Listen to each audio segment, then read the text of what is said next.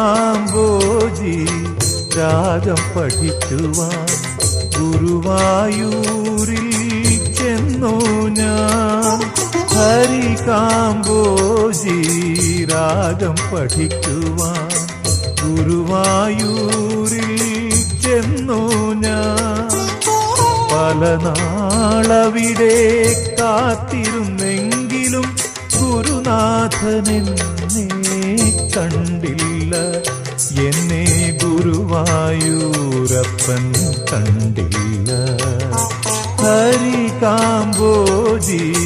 രാഗം പഠിക്കുവാൻ ഗുരുവായൂരിൽ ചെന്നു ഞാൻ.